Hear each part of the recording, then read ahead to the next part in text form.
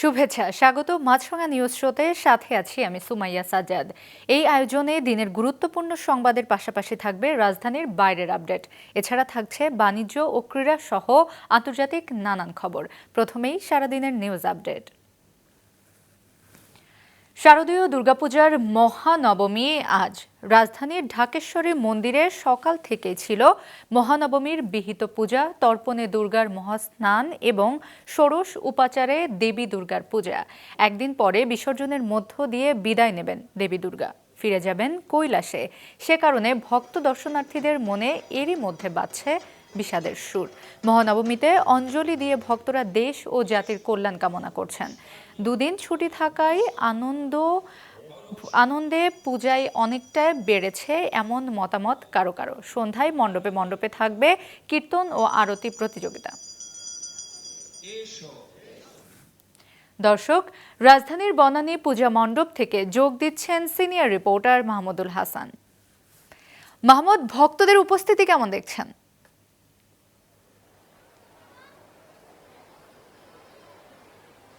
সুমাইয়া, সন্ধ্যা ঘনিয়ে আসছে। ঠিক একটু আগে আপনি যেটা বললেন যে সন্ধ্যা যেমনই হচ্ছে তেমনই কিন্তু ভক্তদের উপস্থিতি এখানে চোখে পড়ার মতোই বেড়ে চলছে। কারণ এই রাজধানীর বুকে এই দুই একটি যে বড় বড় মন্দির রয়েছে তার মধ্যে এই বনানী পূজা মণ্ডপটি অনেক বড় এবং এখানে দর্শনার্থীর সংখ্যাও একটু বেশি দেখা পড়ে সবসময়। কারণ এখানে যাতায়াত এবং অন্যান্য সুযোগ সুবিধা বেশি থাকার কারণে আসলে এখানে সবাই বেশি উপস্থিতি লক্ষ্য করা যায়। শারদীয় দুর্গা মহোৎসবের এই মহানবমীর তিথিতে পূজার ষোলকলা পূর্ণ হচ্ছে আজ। দেবী দুর্গার বিদায় সুরও বেজে উঠছে এই বিসর্জনের একদিন আগেই। বৃষ্টিকে উপেক্ষা করে এর আগেই কিন্তু সবাই চলে এসেছেন, দর্শক যারা ভক্ত আছেন তারা সবাই এসেছেন। দেশের প্রায় 33,000-এর বেশি পূজা মণ্ডপে এই উৎসবে মেতেছেন সনাতন ধর্মাবলম্বীরা। ঢাকেশ্বরী মন্দির সহ প্রধান পুরোহিতের সবাই কিন্তু আসলে এই সন্ধ্যা থেকেই সব পূজার এই আয়োজন যেটা হয় সেই আয়োজনই তারা করছেন এবং একটু পরেই এখানে আরতি প্রতিযোগিতা হবে। সেই সঙ্গে এখানে সবাই আসছেন, দেখছেন এবং দুর্গার সঙ্গে ছবি তুলছেন এবং তারা প্রণামও করছেন। তারা এই দেবী দুর্গার কাছে তারা বলছেন যে এই বিশ্বে যেন শান্তি শৃঙ্খলা বজায় থাকে এবং কোনো সংখ্যালঘু অথবা সংখ্যা গরিষ্ঠ কোনো আলোচনায় যেন না থেকে মানুষ হয়ে ধর্মের সঙ্গে একসঙ্গে সবাই বসবাস করতে পারে, সে চাওয়া পাওয়া নিয়েই কিন্তু আজকে সবাই এই পূজা মণ্ডপে হাজির হয়েছেন এবং বলছেন যে আমরা আসলেই আজকের এই দিনটি উদযাপন করতে পেরে খুবই আনন্দিত। কিন্তু একদিন পরে মা প্রতিমাকে বিসর্জন দিতে হবে, সেজন্য একটু কষ্ট লাগলেও সেই জায়গা থেকে আমরা কিন্তু খুবই আনন্দেই আছি এবং সবাই এই পূজা উদযাপন আমরা সবাই নির্বিঘ্নে করতে পারছি। সেজন্য দেশবাসী এবং দেশে যারা এই আইন শৃঙ্খলা রক্ষা করছেন তাদের সবাইকে ধন্যবাদ জানিয়েছেন প্রত্যেকটি পূজা মণ্ডপের যারা দায়িত্বে আছেন সবাই। সুমাইয়া, মাহমুদ, আপনাকে ধন্যবাদ। শারদীয় দুর্গাপূজার মহানবমীর আনুষ্ঠানিকতা সম্পর্কে জানালেন সহকর্মী মাহমুদুল হাসান। স্বাভাবিক হচ্ছে খাগড়াছড়ির অবস্থা। গত রাত 11টা থেকে আগামী 5 অক্টোবর পর্যন্ত খাগড়াছড়িতে সড়ক অবরোধ কর্মসূচি স্থগিত করেছে যুগ্ম ছাত্র জনতা। টানা 4 দিন সড়ক অবরোধের পর গতরাতে তাদের ফেসবুক পেজে কর্মসূচি স্থগিতের ঘোষণা দেওয়া হয়। তবে নিরাপত্তার স্বার্থে খাগড়াছড়ির সদর উপজেলা ও গুইমারা উপজেলায় 144 ধারা বহাল রেখেছে জেলা প্রশাসন। এদিকে সড়ক অবরোধ স্থগিত হওয়ায় খাগড়াছড়িতে সাধারণ মানুষের মধ্যে প্রাণ চাঞ্চল্য ফিরে এসেছে। দোকানপাট, ব্যবসা প্রতিষ্ঠান খুলতে দেখা গেছে। পাশাপাশি খাগড়াছড়ি থেকে সকল যানবাহন সহ দূরপাল্লার যানবাহনও ছেড়ে যাচ্ছে।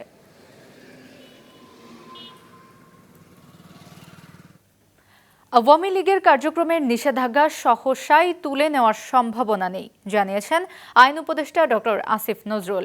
দুপুরে বরিশালের শঙ্কর মাঠে পূজা মণ্ডপ পরিদর্শন শেষে সাংবাদিকদের প্রশ্নের জবাবে তিনি একথা জানান। এ সময় তিনি হিন্দু সম্প্রদায়ের নেতৃবৃন্দের সাথে সাক্ষাৎ ও কুশল বিনিময় করেন। বিদেশি গণমাধ্যমে প্রধান উপদেষ্টার সাক্ষাৎকারের প্রসঙ্গ টেনে বলেন, ফেব্রুয়ারির প্রথমার্ধেই নির্বাচন অনুষ্ঠিত হবে। জানান, পাহাড়কে যারা অশান্ত করবে তাদের বিরুদ্ধে ব্যবস্থা নেবে সরকার। ম্যাডাম একটু ঘুরেন। আওয়ামী লীগের কার্যক্রম নিষিদ্ধটা উইথড্র হবে এই ধরনের কোনো সম্ভাবনা আমি দেখতে পাচ্ছি না, আমি অন্তত দেখতে পাচ্ছি না। বরং আমি যেটুক জানি যে আমাদের আন্তর্জাতিক অপরাধ আদালতে যে প্রসিকিউশন টিম আছে সেই টিমের পক্ষ থেকে সংগঠন হিসাবে আওয়ামী লীগের বিচার চাওয়ার একটা পদক্ষেপ বরং নেওয়া হচ্ছে। বৃষ্টি ও মহাসড়কে গাড়ি বিকল হয়ে সকাল থেকে দুপুর পর্যন্ত ঢাকা চট্টগ্রাম মহাসড়কের নারায়ণগঞ্জে অংশের মেঘনা টোল প্লাজায় পর্যন্ত প্রায় 10 কিলোমিটার এলাকা জুড়ে ছিল প্রচণ্ড যানজট। মহাসড়কের কাঁচপুর থেকে মেঘনা টোল প্লাজা পর্যন্ত এ যানজটে দীর্ঘ সময় আটকে থাকতে হয় ওই পথে চলাচলকারীদের। পুলিশ বলছে, পূজার ছুটির কারণে মহাসড়কে যাত্রী ও যানবাহনের চাপ অনেক বেশি ছিল।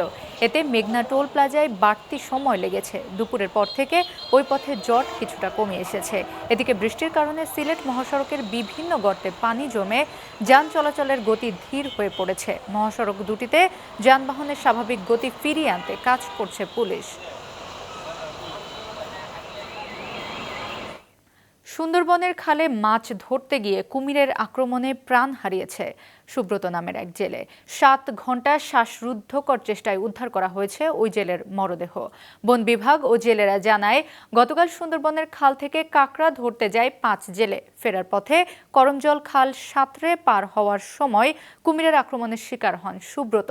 অন্য জেলেরা কুমিরের মুখ থেকে তাকে ছাড়ানোর চেষ্টা করে ব্যর্থ হয়।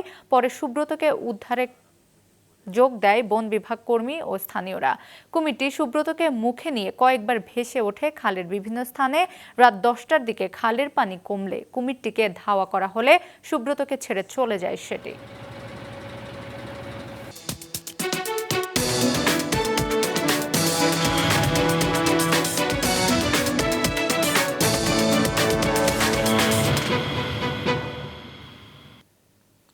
আনারসের রাজ্য হিসেবে পরিচিত টাঙ্গাইলের মধুপুরে এবার পেঁপে চাষে বিপ্লব ঘটেছে।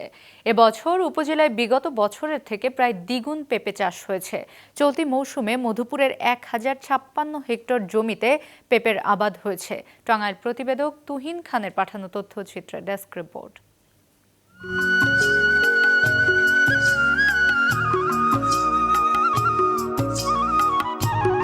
চারিদিকে যতদূর চোখ যায় শুধুই সবুজের সমারোহ। গাছে গাছে ঝুলে আছে অসংখ্য পেঁপে। দূর থেকে দেখলে মনে হয় এক বিশাল সবুজের রাজ্য। সকাল হতেই শ্রমিকরা যার যার কাজে লেগে পড়ে। কারো কাঁধে ঝুড়ি, কারো হাতে বাঁশের ডালা। সবাই ব্যস্ত গাছ থেকে পাকা পেঁপে সংগ্রহে। ডালে ডালে ঝুলে থাকা পাকা ফলগুলোতে একে একে ভরে ওঠে তাদের ঝুড়ি। গাছ থেকে পাকা পেঁপে সংগ্রহের পর শুরু হয় প্যাকিংয়ের কাজ।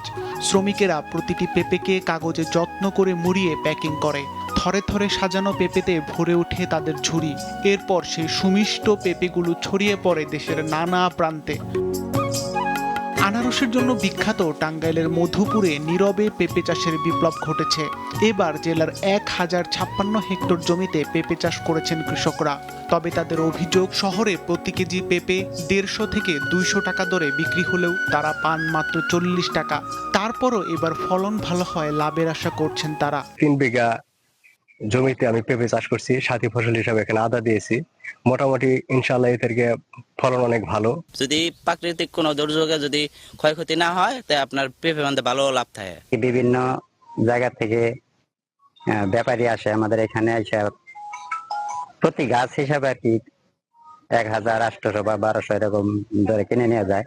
মধুপুরের মাটি ও আবহাওয়া পেঁপে চাষের জন্য উপযোগী হওয়ায় চলতি মৌসুমে 35 থেকে 37 হাজার টন পেঁপে উৎপাদনের সম্ভাবনা রয়েছে বলছে স্থানীয় কৃষি বিভাগ। আমরা ধারণা করছি মধুপুরে এবছর 400 থেকে 500 কোটি টাকার বাজার রয়েছে।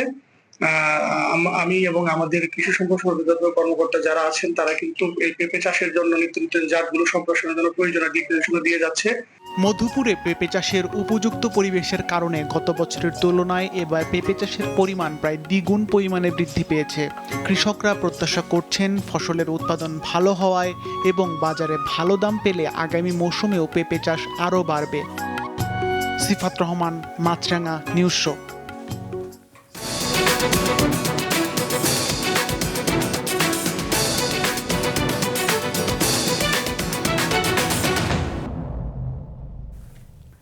ফিলিপাইনের মধ্যাঞ্চলে শক্তিশালী ভূমিকম্পে নিহতের সংখ্যা বেড়ে 69 জনে দাঁড়িয়েছে। আহত হয়েছেন 150 শতাধিক।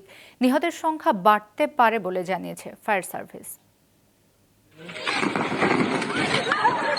স্থানীয় সময় মঙ্গলবার রাত ৯টা ৫০ ফিলিপাইনে আঘাত হানে ৬.৯ মাত্রার শক্তিশালী ভূমিকম্পটি। যুক্তরাষ্ট্রের ভূতাত্ত্বিক জরিপ সংস্থা USGS জানিয়েছে, দেশটির মধ্যাঞ্চলে সেবু দ্বীপে ভূপৃষ্ঠের মাত্র ১৫ কিলোমিটার গভীরে ছিল এর উৎপত্তি স্থল, ফলে সেখানে ক্ষয়ক্ষতি হয়েছে সবচেয়ে বেশি।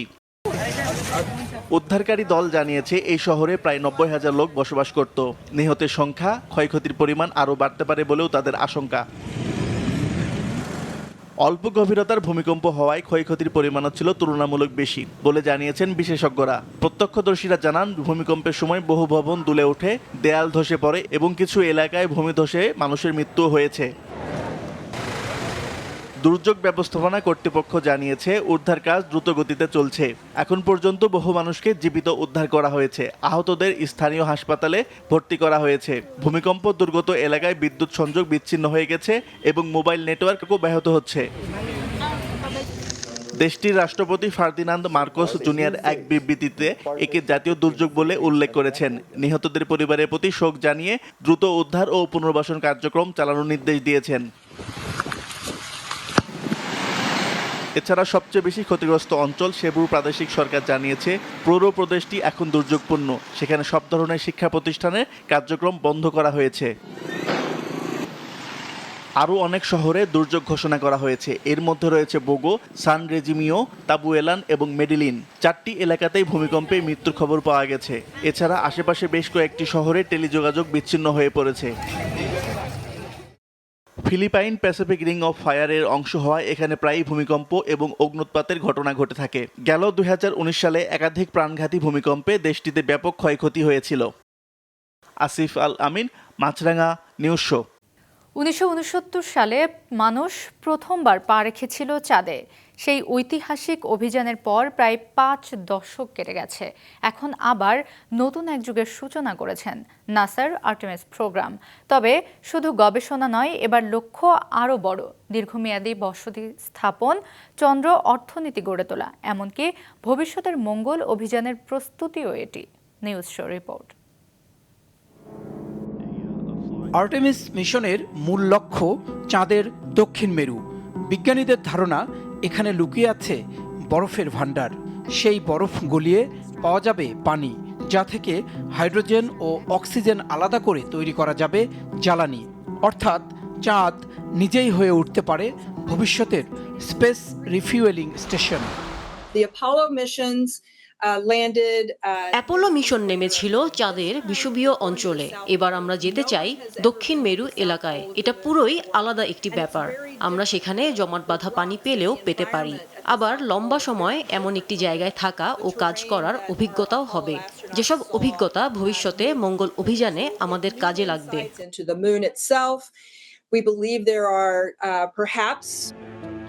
এবারের চন্দ্রাভিযান শুধু নাসা একা করবে এমন নয়, এর সাথে যুক্ত হয়েছে বেসরকারি কোম্পানিগুলোও, যারা চাঁদে বৈজ্ঞানিক যন্ত্রপাতি পৌঁছে দিচ্ছে।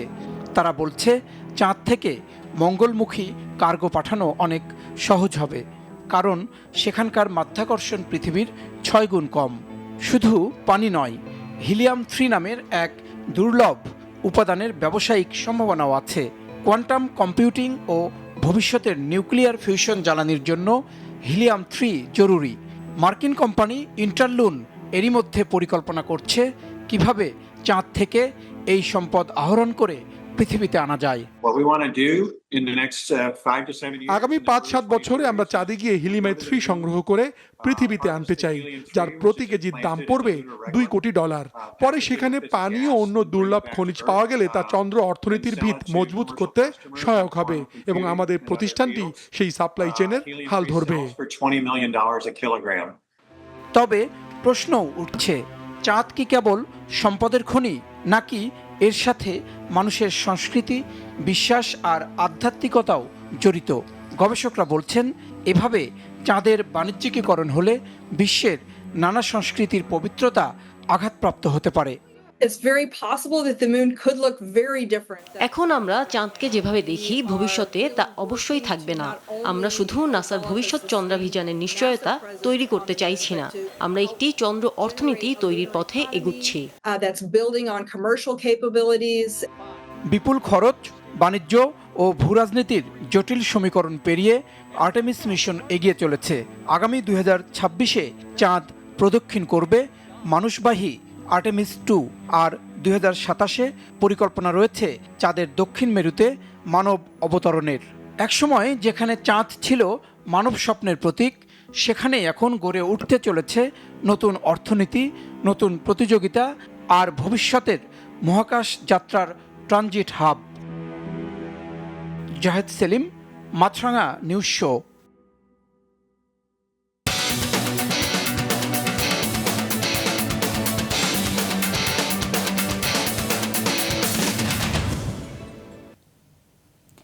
বাংলাদেশ ক্রিকেট বোর্ডের নির্বাচনে পরিচালক পদ থেকে নিজের মনোনয়ন প্রত্যাহার করে নিয়েছেন জাতীয় দলের সাবেক অধিনায়ক তামিম ইকবাল।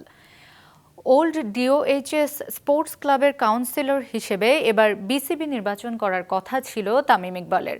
তার সঙ্গে বিএনপির 4 নেতার ছেলে সাইদ ইব্রাহিম আহমেদ, মির্জা ইয়াসির আব্বাস, ওমর শরীফ, মোহাম্মদ ইমরান এবং আবুল বাশারও মনোনয়ন প্রত্যাহার করে নেন। পরিচালক পদ নিয়ে যুব ও ক্রীড়া উপদেষ্টা আসিফ মাহমুদ সজীব ভুঁইয়ার সঙ্গে সমঝোতা না হওয়া এবং মঙ্গলবার হাইকোর্ট দুদকের তদন্তে নাম থাকা 15 ক্লাবের ভোটাধিকার বাতিল করার প্রতিবাদেই তামিম ও তার সমর্থকরা বিসিবি নির্বাচনে অংশ না নেওয়ার সিদ্ধান্ত নেন।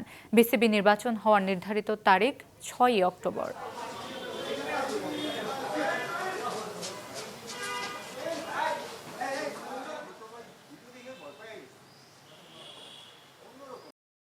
এটা হলো আমাদের একটা ওয়ে অফ প্রোটেস্ট, যে এখান থেকে এসে যে এই নোংরামির পার্ট আমরা থাকতে পারবো না। এখানে ধরেন বিভিন্ন ধরনের বিভিন্ন সময় অনেক ধরনের কথা বলা হয়েছে, but end of the day আমার কাছে মনে হয় যে এই নোংরামির সাথে আমরা কোনো দিক থেকে কোনোভাবে পার্ট রাখতে পারবো। যারা বোর্ডে আছেন তারা যদি এভাবে করে ইলেকশন করতে চান করতে পারেন, জিততেও পারেন, বাট আজকে ক্রিকেট 100% হেরে গেছে, এটা নিয়ে কোনো সন্দেহ নাই। আপনারা বলেন বড় গলায় যে বাংলাদেশে ফিক্সিং বন্ধ করা লাগবে, আগে ইলেকশনের ফিক্সিং বন্ধ করেন, পরে ক্রিকেটের ফিক্সিং বন্ধ করার চিন্তাটা করি। চেক রিপাবলিকে আয়োজিত হয়ে গেল একটি হট এয়ার বেলুন ফিয়েস্তা। 80টিরও বেশি বেলুন উঠতে দেখা যায় রাদেজ ক্রালোভ শহরে। প্রথমবারের মতো এই শহরে ফ্লাইংয়ের আয়োজন হলেও অংশগ্রহণকারীরা শহরটির প্রাকৃতিক সৌন্দর্য বেশ উপভোগ করেছেন। নিউজ শো প্রতিবেদন। চেক রিপাবলিকের অন্যতম পুরনো শহর রাদেজ ক্রালোভ। সম্প্রতি শহরটির আকাশে ভেসে বেড়াতে দেখা যায় নানা রঙের হট এয়ার বেলুন। 2019 সাল থেকে প্রতি বছর দেশটির রোজকোশ শহরে এই হট এয়ার বেলুন ফিয়েস্তা অনুষ্ঠিত হচ্ছে। তবে এবার প্রথমবারের মতো তা অনুষ্ঠিত হলো রাদেজ ক্রালোভ শহরে। 800 বছরেরও বেশি পুরনো শহরটির চারপাশের মাঠ এবং বনের উপর দিয়ে ভেসে বেড়াতে দেখা যায় এসব বেলুন। এই অনুষ্ঠানে যোগ দিতে নেদারল্যান্ডস এবং লিথুয়ানিয়ার মতো দূর দূরান্ত থেকেও বেলুন প্রেমীরা ভিড় জমান। 57 বছর বয়সী বিলাহিলিনা গ্রামের বেলুন পাইলট বলেন, নিজেকে চাঙা করার একটি দারুণ উপায় হলো ফ্লাইং। আমরা 2019 সাল থেকেই এই উৎসবে অংশ নিয়েছি। আমার মনে হয় এটি এখন 6ষ্ঠ বছর। আমরা সবসময় রোজকোষের আশেপাশে উড়তাম। এই বছর আমরা রাদেজ ক্রালোভে উঠছি। আমাকে বলতেই হবে, এখানে অবতরণের জায়গাগুলো বেশ বড় আর ভীষণ সুন্দর। জায়গাটি ওড়ার জন্য দুর্দান্ত।